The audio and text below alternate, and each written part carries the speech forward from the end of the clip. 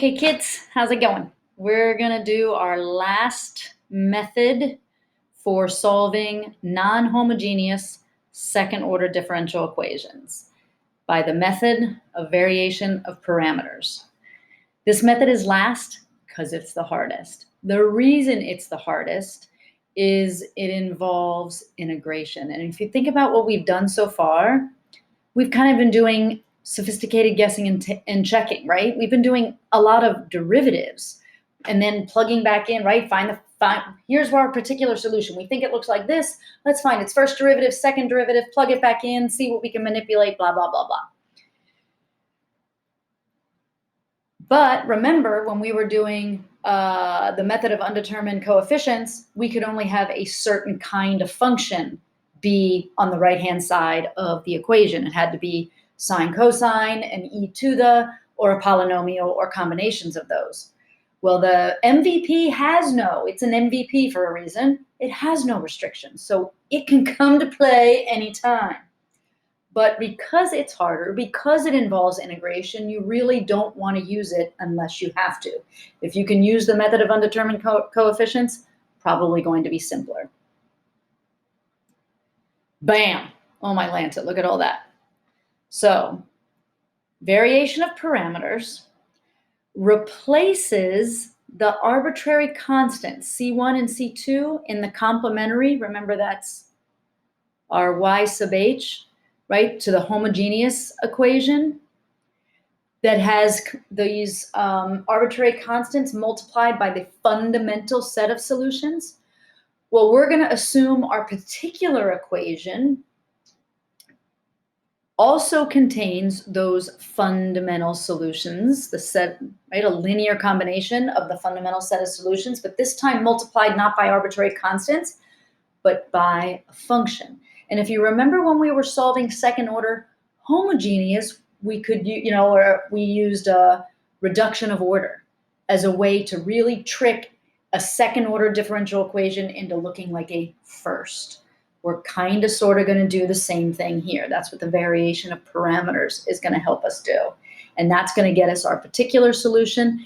And then, of course, at the end of all of that work, we're going to come up with a solution that is the homogeneous part plus the particular part. Okay? So, big idea.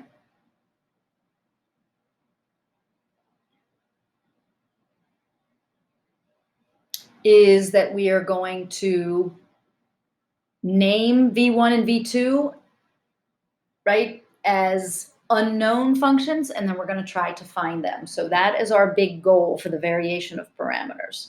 Not sure what to do yet, but this is my goal. Not sure how to do it, not sure what I'm looking at, but this is my goal. So I'm going to do the first example by brute force. After I do this example, I'm going to show you a shortcut, but it's going to take me a long time to get to the shortcut. Just giving you fair warning. All right, so I'm going to start this like I normally did. I solved the homogeneous one, right? R squared plus 1 is equal to 0. Got 0 plus or minus I. That's why you don't see the e's in there. There's my, and again, it doesn't matter if you switch the sine and the cosine, we'll all end up in the same place. I'm going to replace the constants with these functions called V1 and V2, these functions in terms of x. And my goal, remember, just to remind you, the goal is to find those two functions. When I'm done, I will put them back here, multiply V1 times cosine x, V2 times sine x, add it to my homogeneous, and then I will have my final solution. So here I go with the first derivative. Now, since V1 is a function, I needed the product rule, right?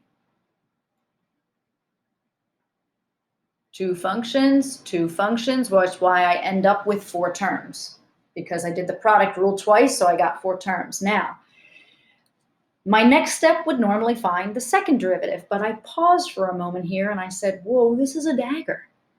Because when I find the second derivative, I'm going to get V double prime, and V1 double prime and V2 double prime in there. And remember, my goal is to try to solve for V1 and V2.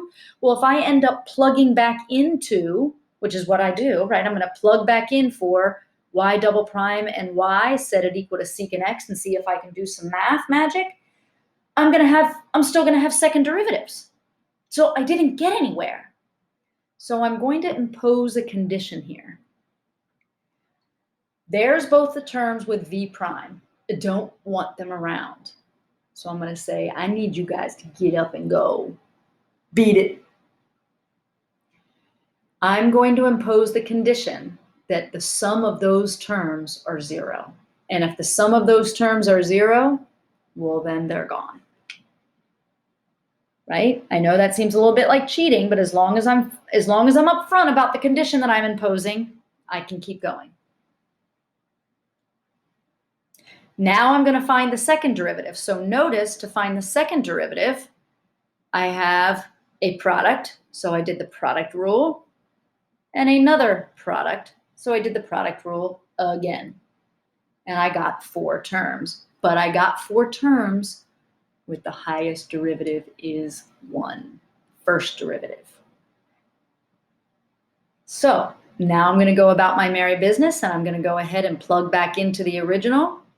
I'm going to plug in y prime, and I'm going to plug in y, right? Y double prime plus y, and set it equal to secant x. Just to remind you what we were doing. Bam, I ran out of room on one line, so I had to make it 2 lines. But in doing so, I hope you see what happened. Do you see what happened here? There's y double prime plus y equal to secant x. Ha! Bye. Bye. And look at what I have left. Oh my gosh. Oh my gosh. Why might I panic here? What's wrong? Go back up and look at the sticky. Who am I trying to find? V1 and V2. Who did I just cancel out? Oh my gosh. Don't panic. Don't panic. I got you. I want you to take this equation that has V2 prime and V1 prime in it, and I want you to go back and look at that condition equation. Do you see our beat it equation?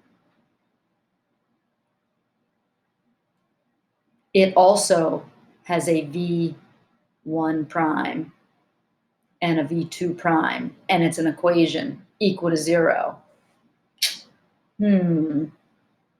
I know I'm trying to find V1 and V2, but I have 2 equations here with 2 unknowns. They're just prime unknowns, but I know how to undo a prime, don't I? Oh, snap. So all I did was copy everything over here and then lined up the V prime ones and V1 primes and the V2 primes, so that you can see what I'm going to do here. I'm going to try to add down, but I'm not going to add down yet. I'm going to do some manipulations so that I get something to cancel out. I really like this term to cancel out. I can't get it to cancel out yet because one is sine and one is cosine. I'll fix that situation by multiplying this equation by cosine and this equation by sine. Looky what happens there.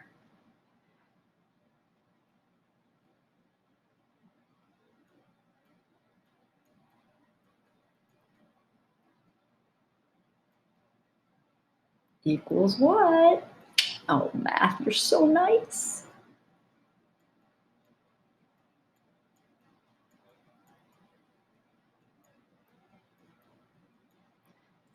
Bye-bye. And what do I have here? Yeah. Oh, who's here now? Oh, Pythagoras. Oh, come on in, hon. Oh, look. Exactly when I needed you. Looky what happened here. What is cosine squared plus sine squared? Yep, Pythagoras says that's 1. So what is v prime of 2? Snap. Well, that was just magic. Hey, I solved a system of 2 equations and 2 unknowns. This was the unknown I canceled out. How do I want V prime, I have V prime of 2. How do I find V prime of 1? Go back up to one of the equations. I think I'll go back up to the one that equals 0. And I say V prime of 1.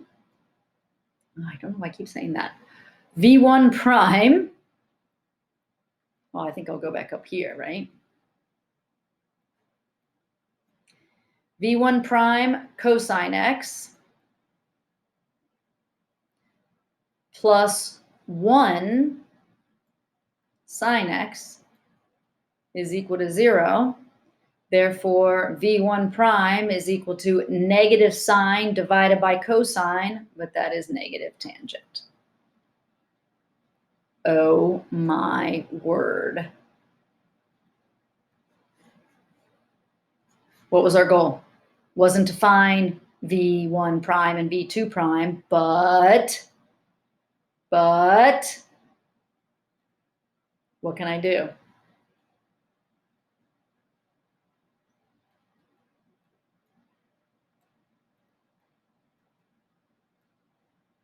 You got it, hun.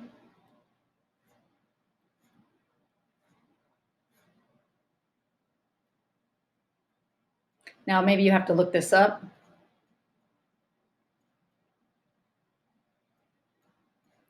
A couple different ways actually to write it, but this is fine because I end up with a positive there.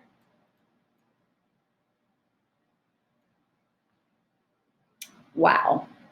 Now, don't forget, you just found V1 and V2, that you did not find your particular. So now what is your particular equation?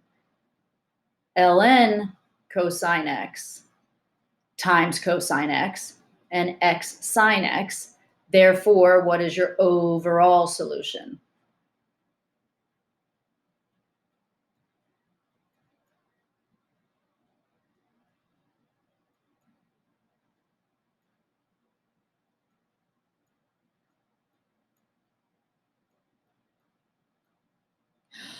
Oh my gosh.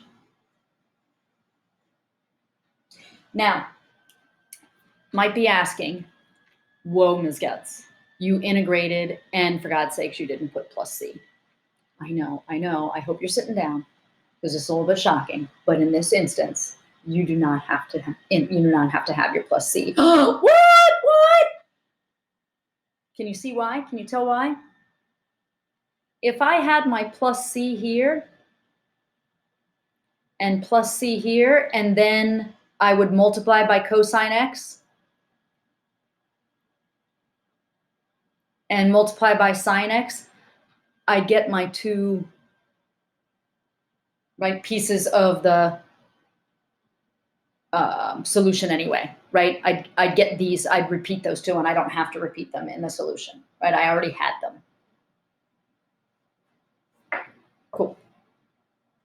All right, now, what I'm going to do now is I'm going to show you, you don't really want to go through all of that every time you have to use the method of variation of parameters, especially if the integration itself becomes really hairy, right? This integration was pretty nice. What if you had to do integration by parts or integration by partial fractions or a hairy U substitution problem, right?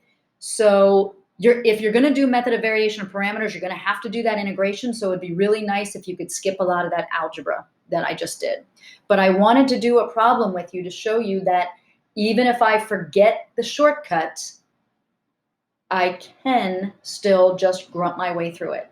So I'm going to show you the abstract proof of this, which will end up with a formula that you can just memorize. So if you just want to zip right through this next part and don't pay attention to the proof, that's fine. But for those of you that are interested in the proof, let's go. So here is, notice that the coefficient of y double prime is 1. If it wasn't 1, I would just divide it off so that I did have 1 in here, right? Just makes my life easier if my coefficient here is 1. Now think about the example I just did. It was 1 y double prime plus 0 y prime plus 1 y is equal to secant x, right? Or t or whatever.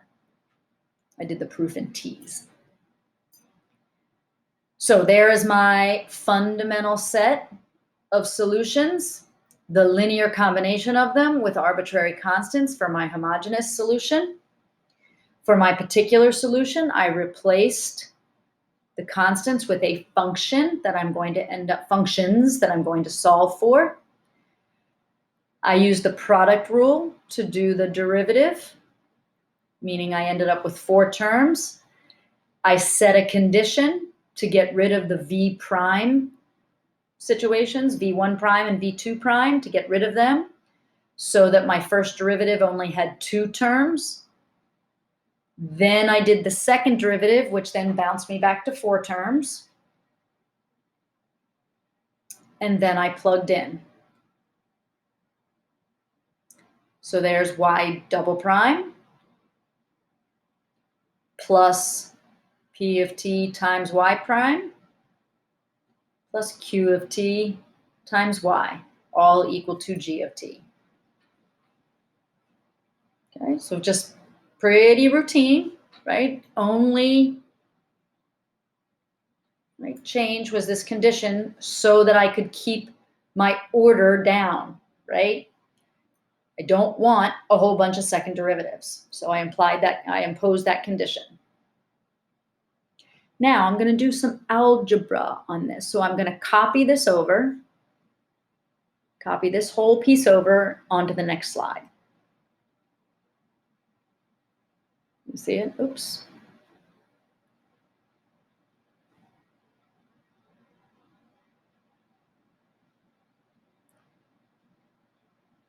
And then I'm going to factor out. Remember, my goal is to go after V1 and V2. So I did some factoring. I said, hey, where's all my V1 terms?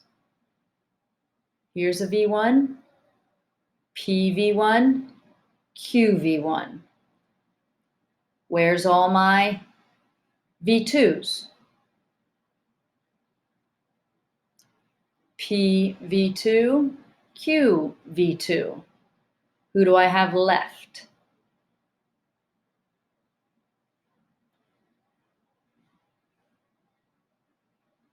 So there's the 2 gray functions left. And then look at what I have here.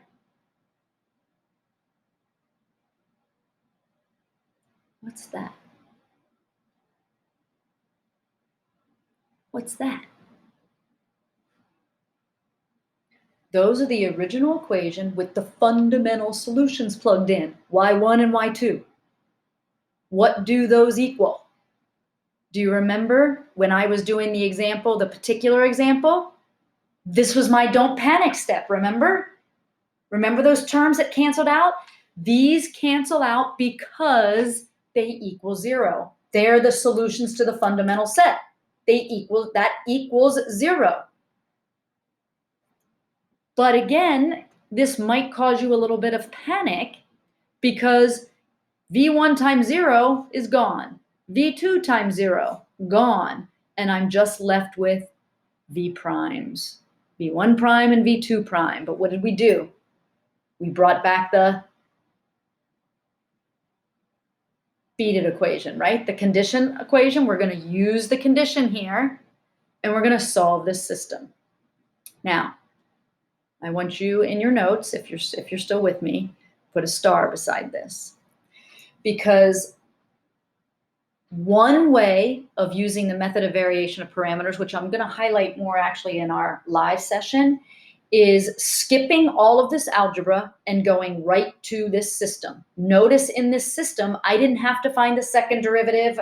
I didn't have to combine, find the first derivative and the second derivative and all that, and then combine. I didn't have to do any of that. I just had to find first derivatives, right? I didn't have to go all the way through the condition and then getting the second derivative and then canceling out and blah, blah, blah, and subbing and everything. You can skip all of that and go here. And then we're going to talk a little bit about Kramer. But that's in the next lesson. For right now, I'm just going to solve this system by substitution. So I took the second equation, and I'm isolating V1 prime. which means I'm subtracting this, dividing by y1, and that's where I get this term. Now that I have substitution, I'm going to take v1 prime, put it into the second equation, and solve for v2 prime.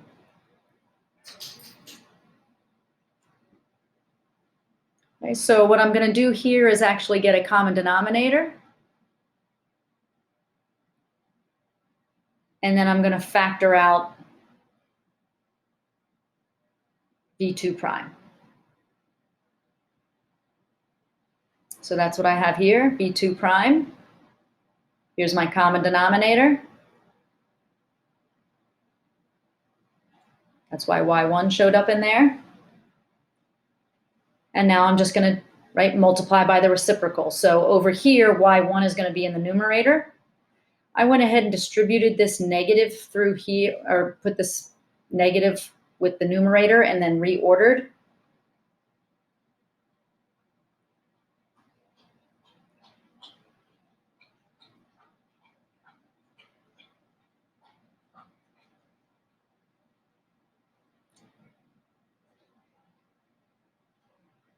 Hey, look who showed up. I was oh my goodness, I heard a knock at the door and it wasn't Pythagoras this time. It was Wonky Wronski, and look at that denominator, for God's sakes. Hello, Wronski. Look at that. Didn't expect that, didn't see that coming, did ya? So look at the denominator here. Now I want to remind you, Wronskian is actually a determinant. Determinants go with Kramer's rule. Yep. The numerator really does come from a determinant as well. I'll go ahead and sneak in a little information here. With Kramer's rule, you take the original determinant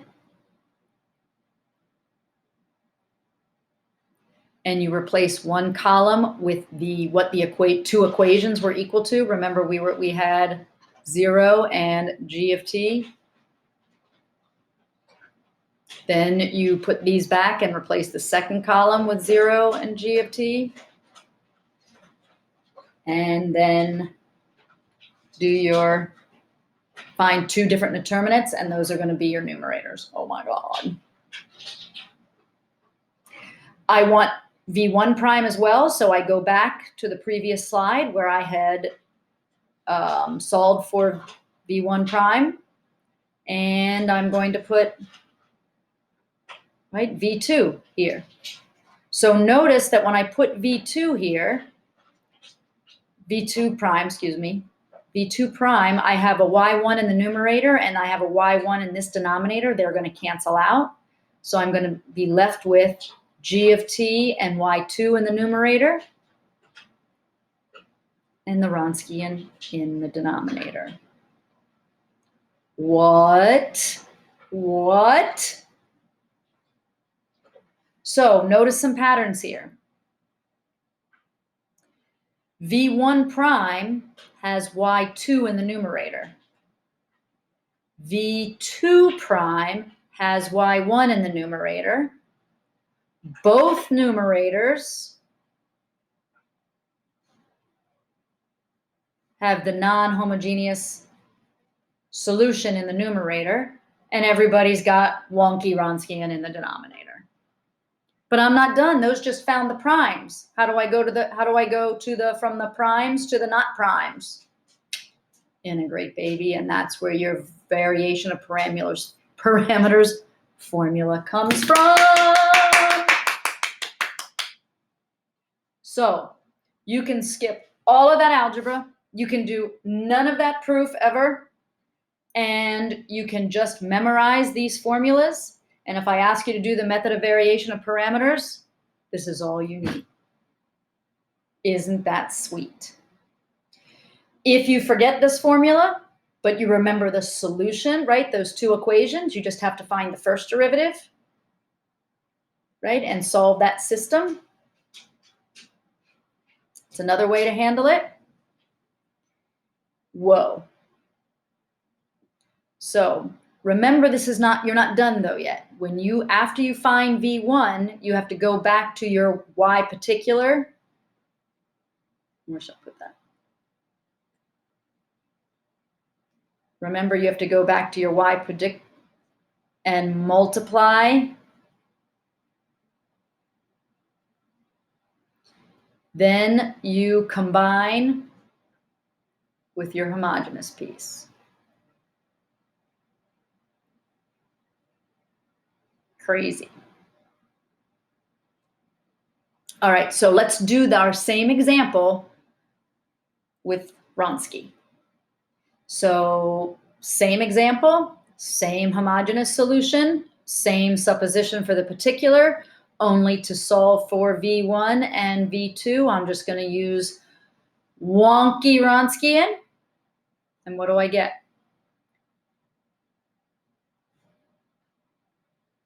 Y1, Y2, derivative, derivative, determinant. Yeah, come on back, Pythagoras. My goodness. The Wronskian is 1, so my denominator for both of these is going to be 1. So I'm going to actually ignore that part. And V1 is equal to the negative of the integral of Y2. Where's Y2?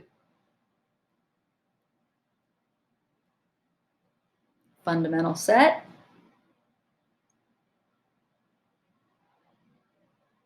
Times g of x.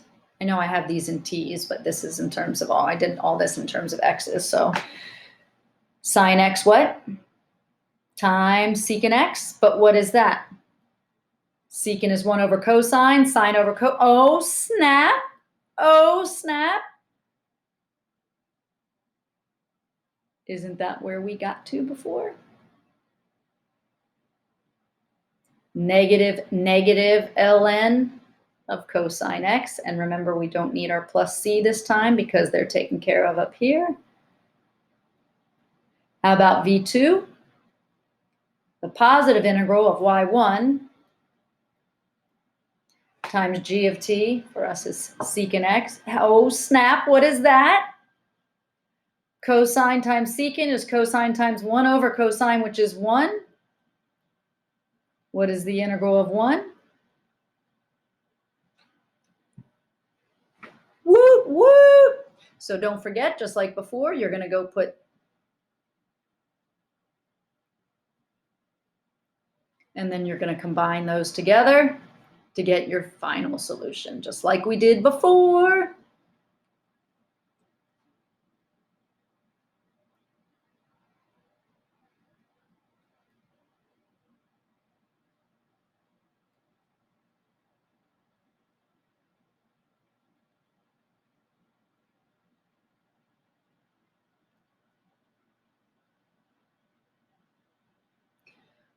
Wow.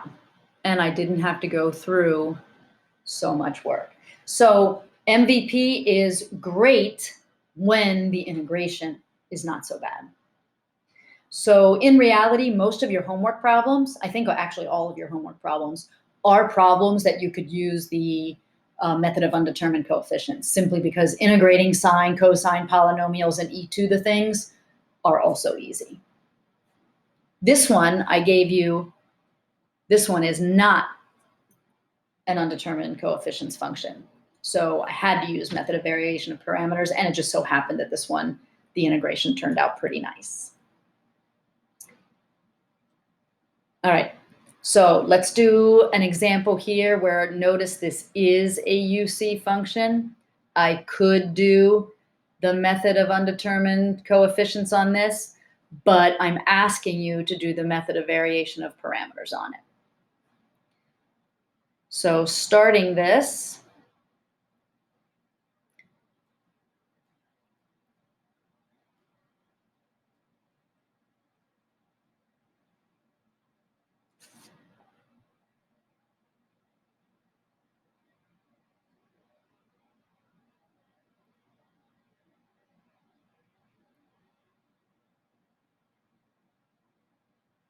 There's my homogeneous. I'm going to assume that my particular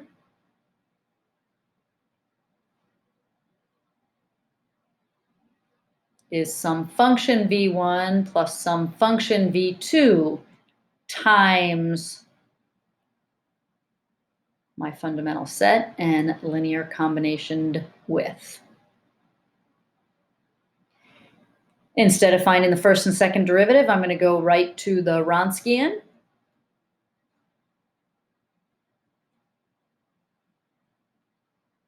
And find the derivatives and the determinant.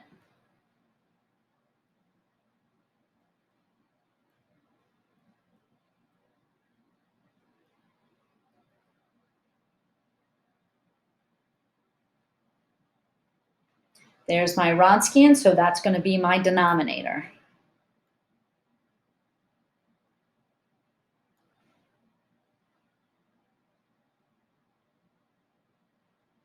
V1 is the opposite of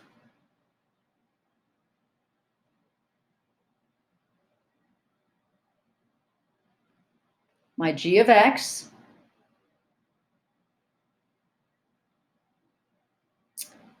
y2, right?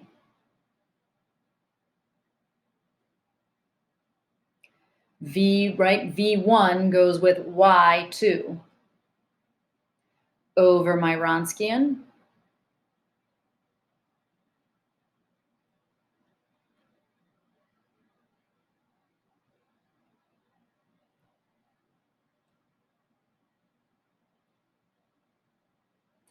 And V2 is the positive integral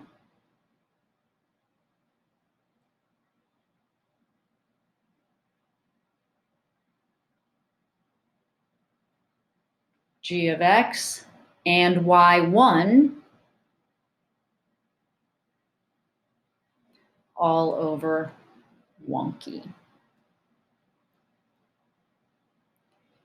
Now, hopefully you can see some nice things happen with my e to the x's. So this is going to end up being, I'm going to suck this negative out here, and I'm going to get positive 1/3 e to the what? 4x in the numerator, 5x in the denominator, so that's just negative x. And that's going to negatize, because when I anti-differentiate, I'm going to divide by that, right? I have that negative, so I'm going to end up with negative 1/3 e to the negative x plus c, don't need it. What happens over here? What am I going to get over here? E to the 7x. I also have the negative 1/3 out front. And e to the 7x in the numerator, 5x in the denominator, so that's 2x. So that's negative 1/6 e to the 2x, right? So now I'm going to take both of these up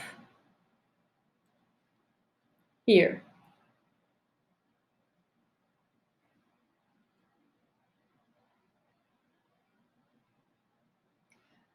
So y of p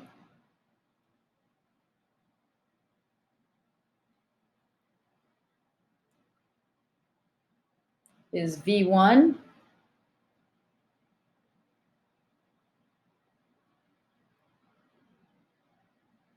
plus v2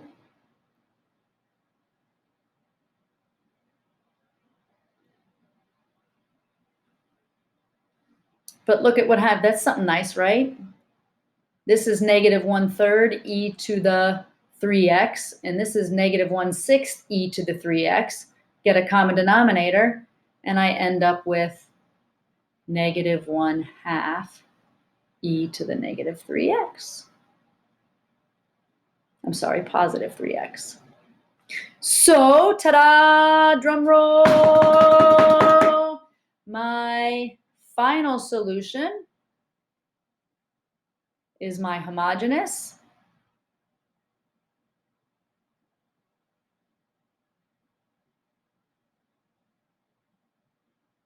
minus my particular, well, plus my particular.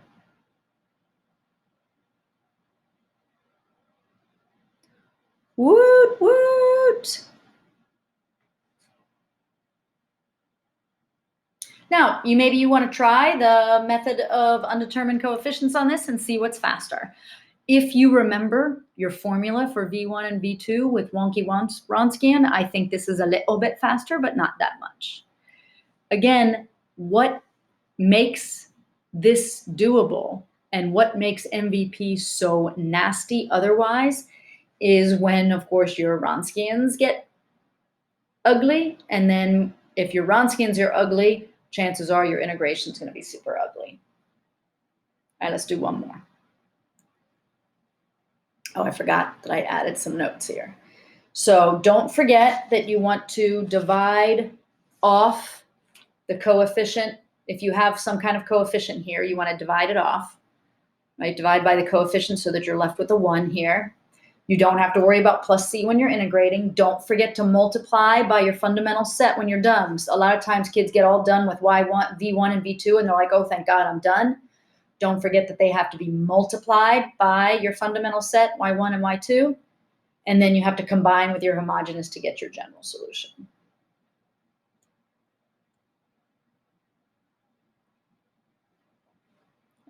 Same thing here. So I don't have anything to divide off, so I'm all good. I'm going to solve my homogeneous.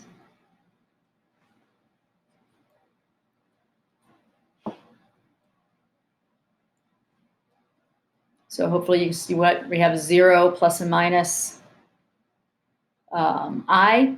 So I'm not going to have any E's. I'm just going to have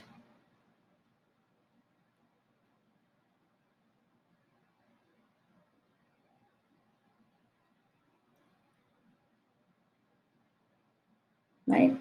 My particular then, I'm going to keep my fundamental set, cosine and sine.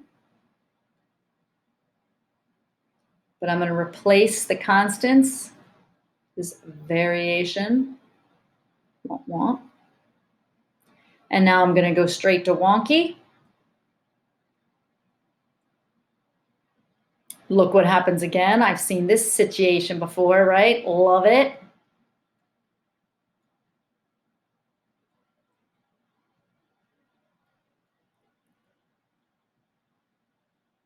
Woot woot. Go to my formula. Negative integral. My Wronskian is just 1, so that's super nice. What do I have? My numerator is y2.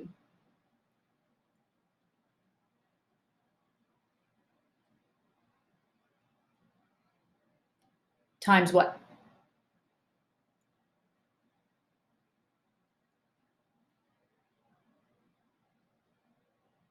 And V2 is positive. Now remember, that's all over 1. Right, my Wronskian. Fortunately, I didn't have, right? Don't have to write that. So, and what is V2? It is positive, who? Y1.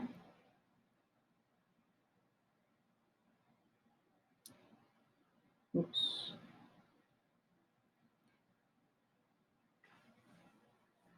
Now, this one, this antiderivative, right? Not quite as nice. Now, U2 is pretty nice, right? This is nice because tangent is sine over cosine, so this is really the integral of sine.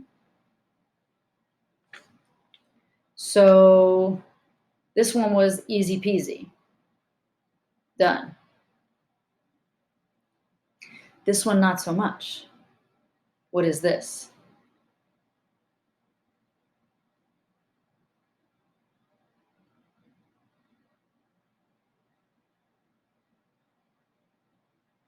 Oh dear.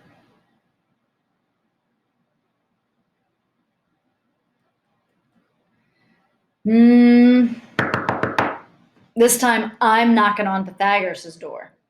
It's not clear what to do. So I think I'm going to try a to use the Pythagorean identity replacement here, because I can replace sine squared x with a cosine thing, right?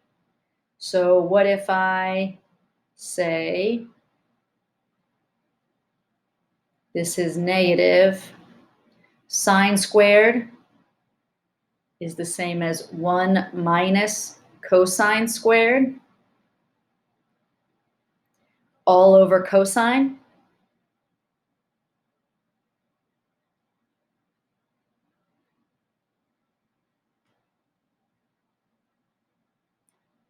I'm going to take this up here because I'm kind of out of room. So that's negative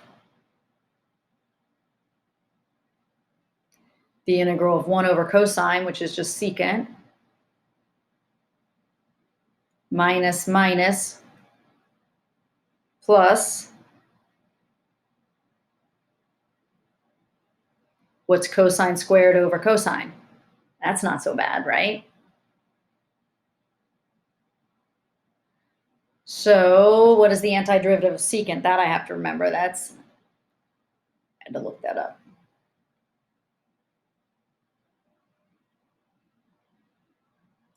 That's, oh gosh, my space management was terrible. Secant x plus tangent x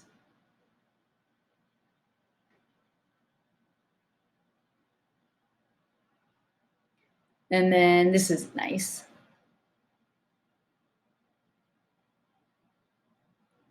Right, the antiderivative of cosine is sine. So what do I have now? Oh my goodness, I have to go back up here and multiply each one of those answers times y1. So what do I have? Negative ln secant x plus tangent x all times cosine x.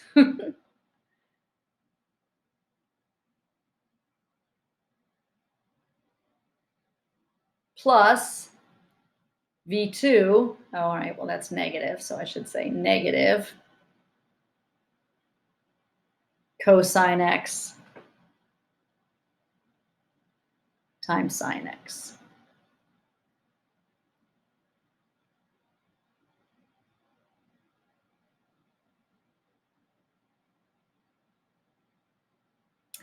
Now combine. Finally, C1 cosine x plus C2 sine x plus all that crap.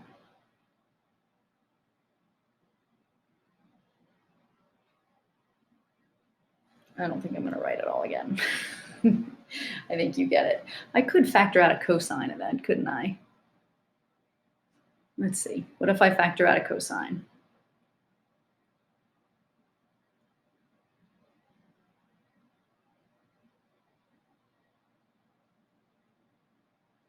Can I make it look any better?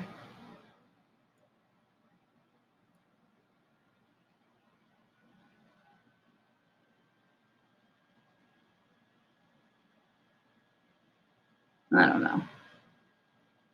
I don't know if that's any better.